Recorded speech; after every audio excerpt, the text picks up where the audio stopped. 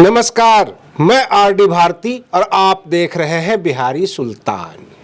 आज हम सर्वे कर रहे हैं, आम जनता के बीच आए हैं।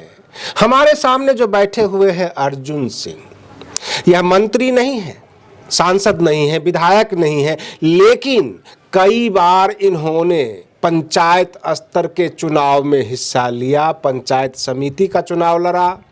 आम जनता के बीच रहते हैं, जनता की नब्ज को समझते हैं, जनता की क्या डिमांड है, लोगों में क्या बातचीत है, देश कहाँ जा रहा है। दिल्ली से जो भड़काऊ भाषण दिए जाते हैं, भड़काऊ भाषण नहीं कह सकते हैं, लुभावने भाषण, आम जनता को ठगने वाला भाषण दिल्ली से जो दिया जाता है, तो आज दिल्ली सुनेगी कि ग्राउंड पर जो काम करने वाले लोग हैं, जो इलेक्शन कार्ड बनवाते हैं, वोटर कार्ड बनवाते हैं, राशन कार्ड बनवाते हैं, राशनों के लाइन में लोगों को खड़ा करते हैं, 5-5 किलो जो चावल का असलियत क्या है, चावल गेहूं का, वह सब हम पूछेंगे इनसे। पंचायतों में क्या हो रहा है, किसानों को समय पर यूरिया मिलता है, DAP मिलता है अथवा नहीं मिलता है, हमारी सरकार क्या कर रही है, अथवा हम यह मान लें कि बहुत बड़ी अमीर सरकार में भिखमंगा जनता बन चुका है, जनता जो है 5 किलो चावल गेहूं पर आश्रित हो गया है। तो बताइए, आपसे जो हम सवाल कर रहे हैं जी, ये जो 81 करोड़ को जो ये रोटी का व्यवस्था, 5 किलो चावल गेहूं का जो व्यवस्था हमारे देश के प्रधानमंत्री जी कर रहे हैं जी, और कहते हैं अपना पीठ भी ठोकते हैं। आपके 2 बच्चे हैं, दोनों बेरोजगार हैं? बेरोजगार हैं। सरकारी नौकरी में कोई नहीं तो उसको रोजगार चाहिए या आपको 5 किलो चावल गेहूं? हमारे बच्चे को ही नहीं, इस देश में हम लोग कई बार इसका सवाल भी उठाए हैं सड़क पर, धरना प्रदर्शन के जरिए, कि हम लोगों को 5 किलो अनाज नहीं चाहिए, हमको रोजगार चाहिए, हमको काम चाहिए, हमको शिक्षा चाहिए, हम शिक्षा के माध्यम से भी हम रोजगार प्राप्त कर सकते हैं। तो सबसे पहले हमको शिक्षा और रोजगार की हम बात करते हैं। जितने भी राजनीति में लोग हैं, शेड्यूल कास्ट, शेड्यूल ट्राइब्स, बहुजन, OBC, माइनॉरिटीज, इसको ठगने का काम करती है या कुछ देती भी है? देखिए, ये जब से मोदी सरकार आई है, तो सबसे पहले तो आप भी जानते होइएगा कि कहा गया था कि हम विदेश से काला धन लाएंगे, सभी लोगों को 15 लाख और 25 लाख सरकारी और गैर सरकारी कह के उन्होंने देने का वादा किए थे। देश के आर्थिक स्थिति को अच्छी करेंगे, साल में 2 करोड़ लोगों को रोजगार देने का काम करेंगे। तो और उसके बाद उन्होंने ये भी कहा था कि हम भारत का एक जो दुनिया के पैमाने पर जो स्थान होता है, उसमें से भारत का स्थान हम प्राप्त करवाएंगे दुनिया के पैमाने पर। लेकिन ऐसा तो कुछ दिख नहीं रहा है, ऐसा सब झूठ है।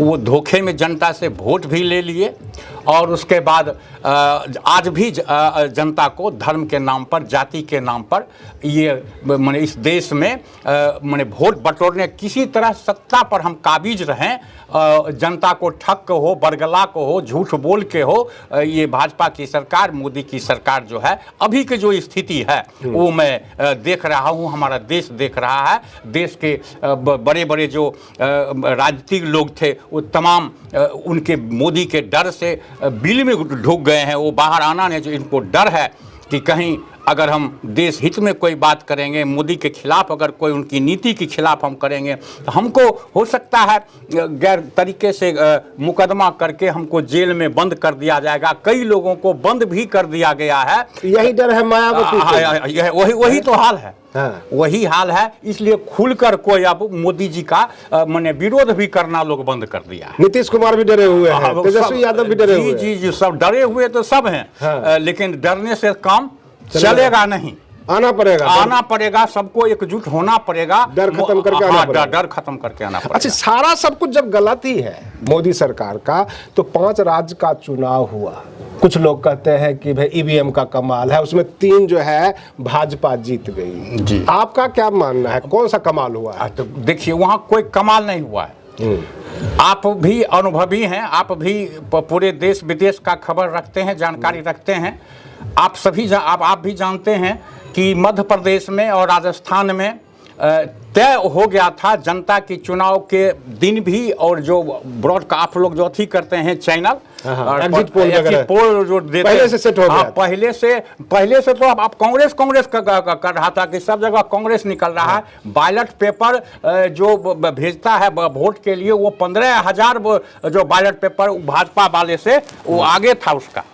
हाँ, अब फिर भी वो उसका हार हो गया, हार भी हो गया, सब बड़ा अंतर से हार हो गया। तो वहाँ भी जो मैंने पहले भी मैं कह चुका हूँ कि ये धर्म के नाम पर, ये जाति के नाम पर, कुछ देश विदेश के नाम पर, हिंदुस्तान ध्रुवीकरण करके, पाकिस्तान के नाम पर कि देश पर खतरा है। इन्होंने तो सिर्फ राहुल गांधी को, खानदान को गाली देने का इन्होंने काम किया है 10 वर्षों में। और उनके पिता को एगो हाल फिलहाल हम कौन चैनल पर देख रहे थे कि उनके पिता को गौतम दास कह दिया गया, तो उन पर मुकदमा हो गया है, जबकि उनके पिता का नाम दामोदर दास है। तो ऐसा लोकसभा में भी गलती से किसी ने दामोदर दास मोदी को गौतम दास कह दिया। हाँ जी, उनके पिता का नाम। हाँ। तो वो उस पर भी मुकदमा दायर हो गया है, जबकि नेहरू जी को खरा गाली, हाँ, गांधी जी को गाली दिए हैं। अच्छा, गांधी जी को भी गाली दिए हैं। कई अखबार ये जो सोशल मीडिया होता है तमाम पर हम देखे हैं, देश देखिए। डॉक्टर भीमराव अंबेडकर जी ने संविधान बनाया जी, सबके लिए बनाया, पूरे देश के लिए बनाया। आस्था का अधिकार दिया, और उसमें जब उन्होंने कहा कि हम सब आजाद हुए, देश आजाद हुआ है, तो ये जो सोसाइटी से यानी समाज से जो दूर हैं, शेड्यूल कास्ट, शेड्यूल ट्राइब्स, जो वंचित लोग, दलित लोग, क्या वे भी आजाद हुए? तो उसके लिए संविधान सभा ने कहा कि ठीक है, इनको आरक्षण देकर मुख्य धारा में ले आते हैं। क्या आज की तारीख में देश में संविधान का पालन हो रहा है? आप अपनी नजरों से बताइए। मैं ये कहना चाहता हूं कि दलित, मैं कहता हूं कि गरीब आजाद नहीं हुआ है। गरीब चाहे किसी जाति का हो, चाहे वो सवर्ण हो, चाहे अल्पसंख्यक हो, दलित हो, आदिवासी हो, कोई भी हो, गरीब उसमें से जो है वो आजाद इस देश से नहीं हुआ। आज भी परतंत्र ही वो है। तो पहले अंग्रेज के गुलामी में हम काम करते थे, मरे हमसे काम करवाया जाता था या शोषण किया जाता था। आज अपने देश के ही लोग जो हैं सरकार में जो बैठे हैं, वही वो गरीब लोगों का शोषण कर रहे हैं, चाहे वो आदिवासी हो, चाहे अनुसूचित जाति के लोग हो, चाहे जो भी सवर्ण भी अगर हैं तो उनको भी हम कहते हैं। अच्छा, जो मुकदमे के नाम पे कोर्ट में, बाकी जगह सरकारी संस्थाओं में भी भेदभाव होता है जी, और गरीब को धक्के मार के निकाल दिया जाता है, क्या सारी सरकारी योजनाओं का लाभ मिलता है? आप तो पंचायत में रहते हैं, लोगों के बीच रहते हैं। नहीं, जैसे ये आपको गेहूं में चावल जो मिल रहा है, जो 14 से शायद मिल रहा है, तो उसमें तो शुरू से जी इनको जो है पदाधिकारी अभी तो 4 किलो के तकरीबन एक व्यक्ति पर, कहने को 5 किलो कहा जाता है, वो भी खाने लायक चावल नहीं है, वो भी कंकर पत्थर माने मनुष्य खाने लायक नहीं है वो। लेकिन सरकार ये झूठ मूठ का एक ये बहाना बना करके किसी भी विधि से कह के कि हम लोगों को माने खाद्यान्न दे रहे हैं। जब हमारा देश हाई टेक में जा रहा है तो ये कटोरा लेकर ये लाइन में खड़ा करने की क्या आवश्यकता है? हमारा देश का लोग जब विकसित हो रहे हैं, हमारे देश के लोग जब आगे बढ़ रहे हैं, तो कटोरा ये तो हुआ भिखारी वाला काम कि आप राजा हैं, हम प्रजा हैं, हम राजा के दरबार में आए हैं, हम कटोरा लेके आए हैं, और तो किसी भिखारी को डंडे मार दिया जाता है, जैसे कि डीलर और को देखते हैं, भागो भागो कह के भगा दिया जाता है। और किसी को जो वैसे डीलर कोटेदार जो भी हैं, जो भी हैं, माने भगाते हैं लोगों, गांव से लेकर जिला तक, राज्य तक ये बात है। जो जितने बड़े पद पर बैठे हैं उतने माल वो लोग इसी के माध्यम से लेने का काम करते हैं। SDO से यह भी एक बहुत बड़ा घोटाला है। ये भी इसका जांच तो कभी होबे नहीं करता है, कभी चर्चा नहीं करता, न मीडिया वाले कभी उठाते हैं। अच्छा, हाँ, इसका चर्चा, राशन घोटाला भी हो रहा है, राशन घोटाला भी हो रहा है। अच्छा, हाँ, वास्तव में अगर राशन घोटाला हो तो ये घोटाला भी सबसे बड़ा घोटाला निकलेगा बिहार क्या पूरा देश में। आप किसान भी हैं जी, क्या यूरिया खाद डीएपी वगैरह और जुताई बुआई सबका खर्चा जोड़ दें तो उतना अनाज आप उत्पन्न कर लेते हैं, उपजा लेते हैं? सर इस पर हम कहना चाहेंगे कि मोदी जी कहे थे कि 2022 में सभी किसानों की आय दुगनी हो जाएगी।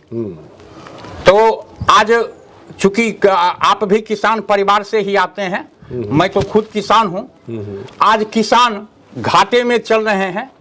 उनको सिर्फ कहने को कह दिया, हम कई लोगों कई चैनल पर भी पहले भी मैंने कहा था, प्रखंड स्तर पर भी हमने धरना प्रदर्शन देने का काम किया था, तो इस सवाल को हमने उठाया था। वो कहे थे कि 2022 में सभी बेघरों को घर दे दिया जाएगा, लेकिन आज भी बेघर लोग पंचायत स्तर पर अभी भी कम से कम 500-600 लोग ऐसे हैं जिनको झोपड़ी का घर है, एल्वेस्टर का घर है, और उसी में जीवन बसर किसी तरह वो करते हैं। 2023 भी आ चुका, 2023 आ गया और चुनाव भी अब 24 में होने वाला है।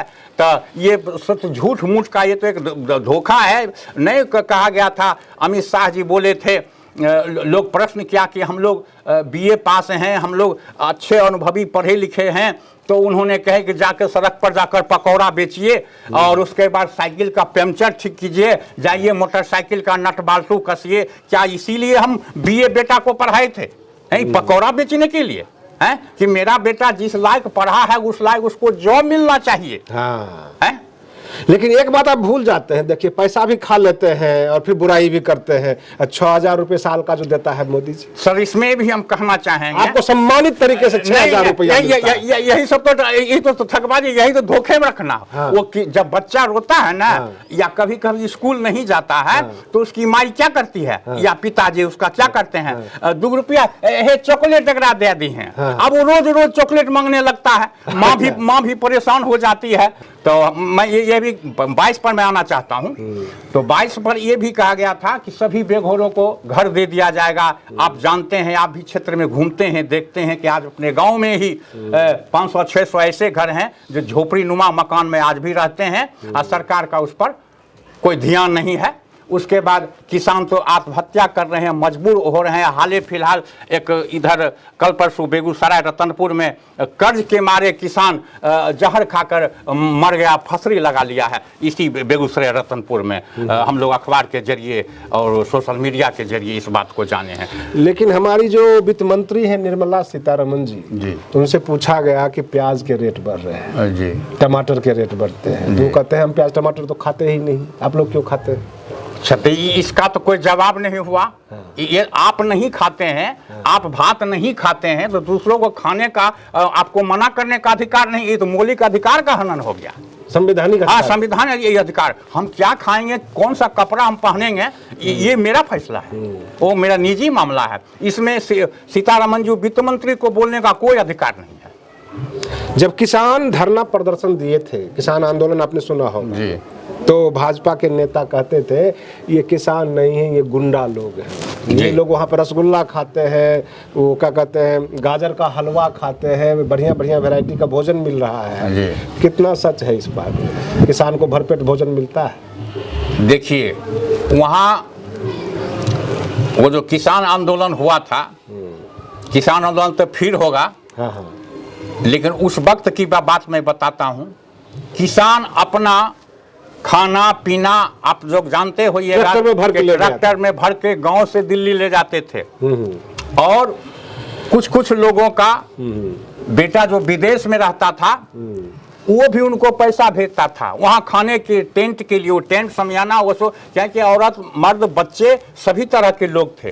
तो कुछ लोग बीमार भी हो सकते हैं, कुछ लोग को कुछ भी हो सकता है, उसका इंतजाम उन्होंने स्वयं अपने स्तर से किए थे। ये तो झूठ है। अरे कोई भी आंदोलन इस देश में करता है उसको गैर कानूनी मोदी जी की सरकार बताने का काम करते हैं। जिस तरह श्रीमती इंदिरा गांधी प्रधानमंत्री थी जी, तो राजनारायण जी ने चैलेंज कर दिया, जयप्रकाश जेपी आंदोलन हुआ था। क्या आपको लगता है कि फिलहाल जो देश में विपक्ष है बिखरा हुआ है, छोटे छोटे टुकड़ों में बटा हुआ है, सब मिलकर प्रधानमंत्री मोदी जी का मुकाबला करेगा? जी, कर सकते हैं उसी शर्त पर कि जितने इंडिया जो गठबंधन बना है उसमें सभी जिस उद्देश्य से इन लोगों ने, विपक्षी पार्टी ने इंडिया गठबंधन बनाने का काम किए हैं, उसके तहत अगर ये सभी एक हो जाएं, एक प्रधानमंत्री का ये लोग नाम रखें, सर्वसम्मति से रखें, और उन्हीं के नाम पर देशवासियों से सभी पार्टियां मिलकर जो विपक्ष में है वो जनता के बीच जाएं, तो कोई माई का लाल नहीं है जो इसको रोक सकता है। और मोदी को हर हाल में हटना ही होगा 2024। जैसे 2007 से 2012 तक बहन मायावती जी का उत्तर प्रदेश में शासन था जी। लोग कहता था कि आयरन लेडी है, ये बाघ बकरी को एक घाट में पानी पिला दे जी।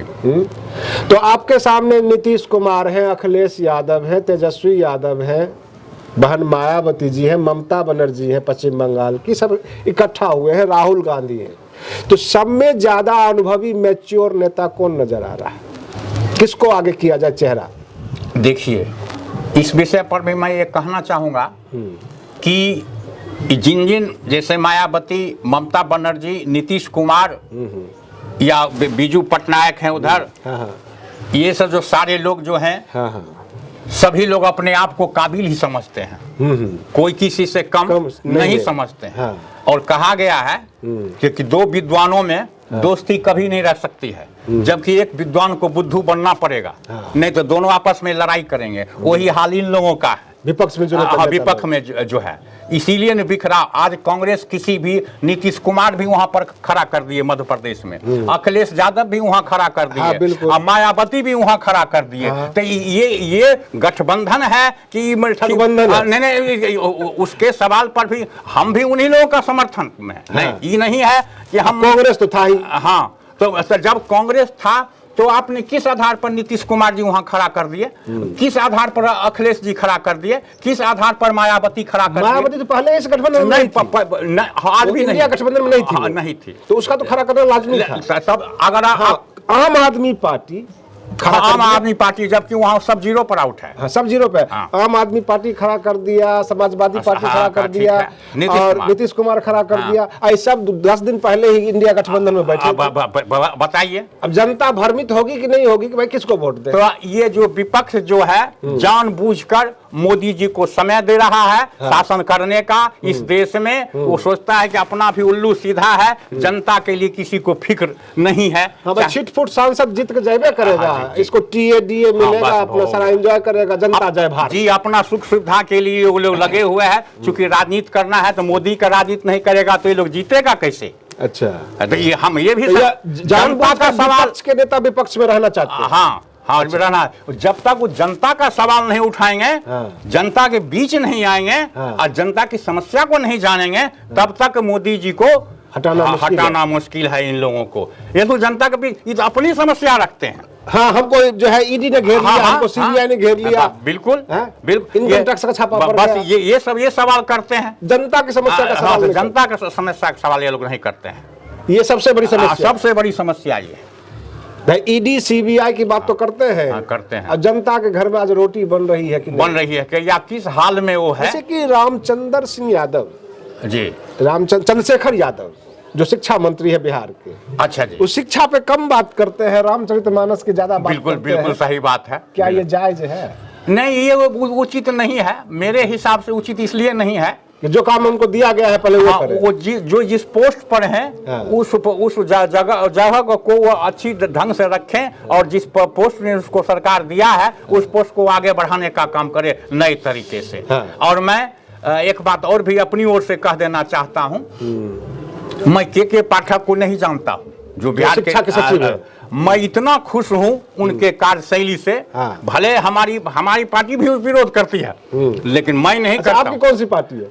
कम्युनिस्ट? हाँ जी, हमारा तो सीपीआई है जी। हाँ, जो हम उससे भी हटते नहीं है, क्योंकि हम गरीब मजदूर किसान के साथ रहते हैं। और हम कोई बड़का का बेटा नहीं है जो भाजपा में जाकर टिकट मांगेंगे हमको टिकट मिलेगा। तो उसमें तो पैसे वाले के बेटा। तो के पाठक से आप प्रसन्न? हाँ, बहुत प्रसन्न है कि शिक्षा जो देहात में, जो हमारा गांव देहात में जो समय पर शिक्षक नहीं आते थे, बेसमय वो हाजिरी बना लेते थे, खिचड़ी में घटोला करते थे, छात्र छात्रा आवारा के तरह सड़क के उस पार घूम रहा है, कम से कम उस पर अंकुश के पाठक जी ने लगाने का काम किया है। और एक काम और भी उन्होंने अच्छा किए हैं कि 15 किलोमीटर के दायरे में ही शिक्षक को रहना होगा। इसलिए कि समय पर आप विद्यालय जा सके और समय पर विद्यालय। और उसने एक और अभियान जो चलाने का काम किया है, दक्षता अभियान जो है, उससे तो मैं और ज्यादा खुश हूँ। वो क्या है दक्षता अभियान? ये है कि जो विद्यार्थी कमजोर है तो उसके लिए अलग से 4 से 5 बजे तक आप अलग से पढ़ाई, जैसे वो विषय हो गया विज्ञान, वो विषय हो गया गणित, वो विषय हो गया विज्ञान में 3 विज्ञान आ रहा है, और उसके बाद आप आगे है इंग्लिश। अधिकतर जो बच्चे होते हैं इसी पर कमजोर होते हैं और इसी पर अपना देश का रीढ़ है। बिल्कुल। और उसमें कमजोर जो विद्यार्थी है, 4-5 विद्यार्थी को उनको प्रतिदिन शिक्षक के हिसाब से उनको जो है सो पढ़ाना है, और उनको जो तेज विद्यार्थी है उसके लायक बनाना है। इससे मैं और खुश हूँ। और उन्होंने एक सवाल और भी रखे हैं, ऐसे तो उनका कानून रोज आ रहा है कि जब बड़ कक्ष में आप जाइएगा तो मोबाइल आपका बंद रहना चाहिए। अच्छा, कुर्सी क्लास में जब जाइएगा? हाँ, कुर्सी नहीं रहना चाहिए। अच्छा, क्लास में कुर्सी भी नहीं होना चाहिए? कुर्सी भी नहीं होनी टीचर के चाहिए, लिए। क्योंकि आप 40 मिनट पढ़ाने के लिए गए हैं, कुर्सी पर बैठने के लिए नहीं गए हैं। बिल्कुल। अखबार नहीं पढ़िएगा। अच्छा, तो मैं इस के पाठक जी से मैं बहुत प्रसन्न हूँ। गांव देहात के लोग खुश हो रहे हैं। मैं उनको यहाँ से ही बधाई देना, उनको बधाई क्या दूंगा, मैंने ऐसे प्रशासक पहले से अगर होते इस राज्य में तो इस शिक्षा का जो हमारा पुराना जो रिकॉर्ड था राजेंद्र बाबू जैसे, तो वैसे वैसे बेटा वीर धरती पर आज भी बिहार में उन्हें निखारने की आवश्यकता है। आपको नहीं लगता है कि 2024 नजदीक आते आते नीतीश कुमार भाग के भाजपा में मिल जाएंगे? देखिए, ऐसे अखबार बोलता है, सोशल मीडिया पर ये सब आता है, लेकिन नीतीश कुमार जी तो कहते हैं कि जो भाई जो है नहीं, हम अब कभी नहीं जाएंगे। कहे तो उस बार भी थे, लेकिन उसने कैसे भरोसा? भरोसा तो नहीं है जी, भरोसा नहीं है, भरोसा नहीं। कुछ भी गड़बड़ हो सकता है कि ये आरजेडी के साथ रहे या नीतीश के पास भाग जाए। बहन मायावती जी बहुजन समाज से लेकर सर्व समाज सबकी बात करती है, वो गरीबों और की बात करती है, दलित वंचित की। कहाँ तक ठीक है? जबकि मान्यवर काशीराम तो केवल SC ST की बात करते थे, बहुजन की बात करते थे, और बहन मायावती जी कहते हैं नहीं, बहुजन समाज के साथ साथ सर्व समाज में भी गरीब लोग हैं और उसके लिए भी हम आवाज नहीं थी। ये स्वागत योग्य बात है अगर ऐसी बात वो बोलते हैं कि सर्व समाज में अगर वो सभी गरीब को एक साथ, तब हम लोग तो गरीब के पक्षधर हैं, हम उसके उत्थान के लिए। कम्युनिस्ट पार्टी वाले भी इस बात से सहमत होते हैं। हाँ जी, गरीब के पक्ष में सही बोलते हैं। हाँ, गरीब पक्ष में। आपको नहीं लगता है कि पूरे विपक्ष को चाहिए कि बहन मायावती जी को चेहरा बनाकर मोदी वर्सेस माया कर दे पूरे देश को? क्योंकि आज की तारीख में पूरे देश में 2 ही जो है परसेप्शन है जी। या तो आप बीजेपी के साथ हैं या बीजेपी से अलग है जी, और इसमें तीसरा मोर्चा का कोई जगह नहीं है। आएगा तो छितराएगा। तो इंडिया गठबंधन में मायावती जी जुड़ जाए और उनको चेहरा बनाए, नीतीश कुमार भी पीछे हट जाए, राहुल गांधी भी पीछे हट जाए, सब के सब, अब पूरा गठबंधन जो विपक्ष का है उनको सपोर्ट करके मोदी जी को एक अलग जो है प्रकार का कंपटीशन देना शुरू कर दे, तो कैसा रहेगा? तो सबसे पहले तो इंडिया गठबंधन में सभी का दिल और दल जो है एक होगा तभी तय हो सकता है। अच्छा, हाँ, तो दिल और दल जो है, दल तो एक हो ही जाता है, लेकिन दिलवा जो नहीं होता है कि हम प्रधानमंत्री बने, हम प्रधानमंत्री, दिल नहीं मिला, भीतर से ऊपर मिला हुआ है। हाँ। भीतर नहीं मिला हुआ है, भीतर घात हो जाता है। घात नहीं हुआ तो फिर ये चुनाव के मैदान में ये लोग खड़े कैसे हो जाते हैं? कहते हैं यादव समाज से जो है वोट भाजपा को चला जाता है, ये 54% जो OBC है वही प्रधानमंत्री बना रखा है मोदी जी को। ऐसे तो मोदी जी बराबर, मोदी जी नहीं, भाजपा वाले तो बराबर बोलते रहते हैं कि यादव का वोट हमको नहीं चाहिए। अच्छा, हाँ, वो तो कई बार अखबार में भी आया है। फिर भी जाता है वोट? हाँ, फिर भी चला जाता है। हाँ, बिल्कुल सही बात है। OBC में बड़ा फैक्टर है ना? हाँ जी, फिर भी वोट जाता है। फिर वोट चला जाता है। तो यूपी में बोलते हैं अखिलेश यादव को, हमें यादव का वोट नहीं चाहिए। हाँ। मुसलमानों का भी वोट नहीं चाहिए। तो फिर वोट जा कहाँ से रहा है? यही तो हैरत की बात है। कहीं EVM में हमको तो पूरा लगता है, क्या पूरा लगता है कि इसमें ऐसे बार इसकी जांच होती रही है, लेकिन किस तरीके से जांच होता है कि पकड़ में आता है तो तुरंत ठंडा हो जाता है।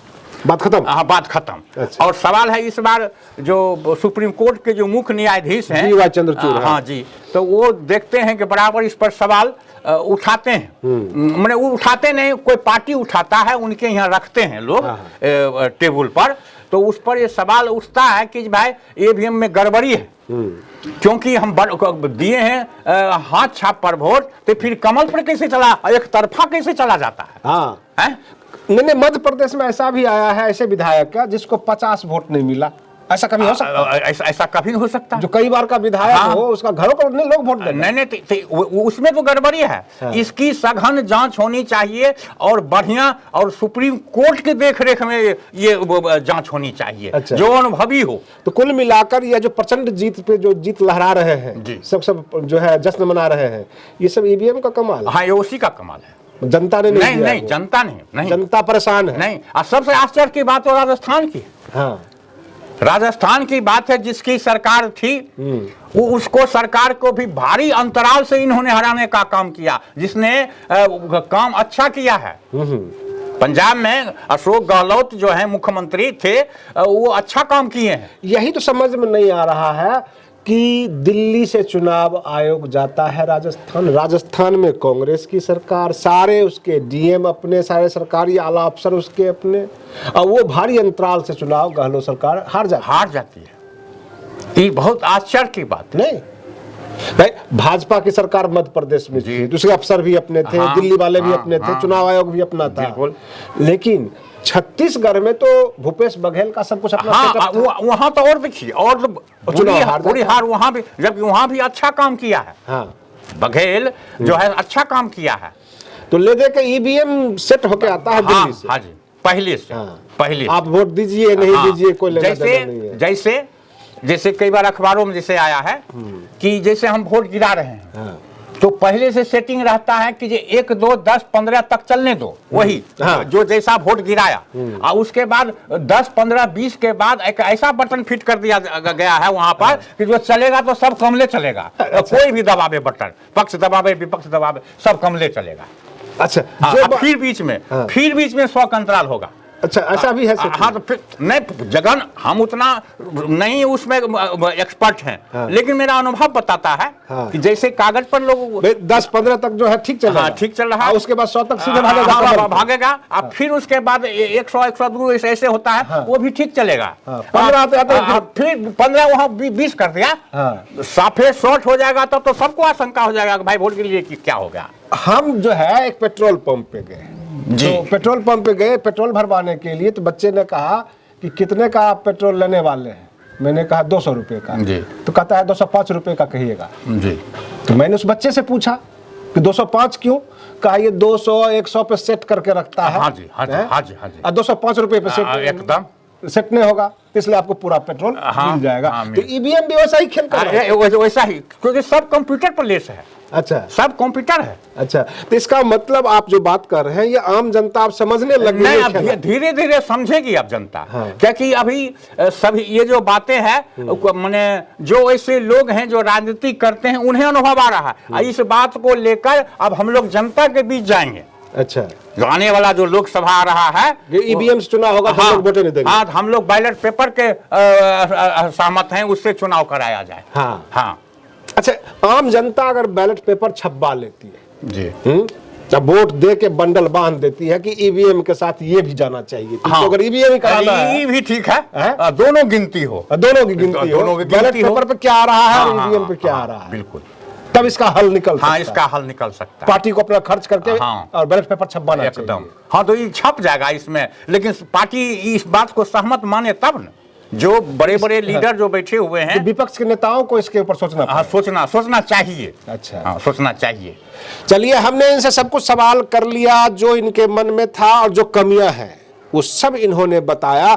आम जनता, इस देश की जनता भी बस ऐसा ही सोच रही है।